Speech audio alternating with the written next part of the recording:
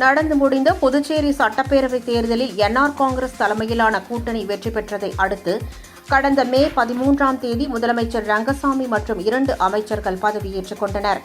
அதனைத் தொடர்ந்து சட்டப்பேரவைத் தலைவராக நியமிக்கப்பட்ட அன்பழகன் கடந்த 20ஆம் தேதி புதிய சட்டப்பேரவை உறுப்பினர்களுக்கு பதவி பிரமாணம் செய்து வைத்தார். இந்நிலையில் கடந்த 1 மாத காலமாக அமைச்சர்களுக்கும் இலாகா ஒதுக்கப்படாமலும் 3 அமைச்சர்கள் பதவியிடங்கள் நிரப்பப்படாமலும் இருந்து வந்தது. தற்போது நீண்ட இழுபறிக்கு பிறகு கடந்த 3ஆம் தேதி அமைச்சரவை விரிவாக்கத்திற்கான என்ஆர் காங்கிரஸ் கட்சியைச் சேர்ந்த ராஜவேலு, சிவக்கொழுந்து, பாஜகவைச் சேர்ந்த ராஜசேகர் ஆகியோர் பெயர் கொண்ட பட்டியலை முதலமைச்சர் ரங்கசாமி துணைநிலை ஆளுநரிடம் வழங்கினார். அதற்கு மத்திய உள்துறை அமைச்சகம் ஒப்புதல் அளித்ததைத் தொடர்ந்து இன்று காலை 9:15 மணிக்கு ஆளுநர் மாளிகையில் நடைபெற்ற விழாவில் ஆளுநர் 3 அமைச்சர்களுக்கு பதவி பிரமாணம் செய்து வைத்தார். இதனைத் தொடர்ந்து இன்று மாலை அல்லது நாளை அனைத்து அமைச்சர்களுக்கும் துறைகள் ஒதுக்கப்படும் என தெரிகிறது. அதேபோல் பேரவைத் தலைவர் தேர்வும் நடைபெறும் என கூறப்படுகிறது.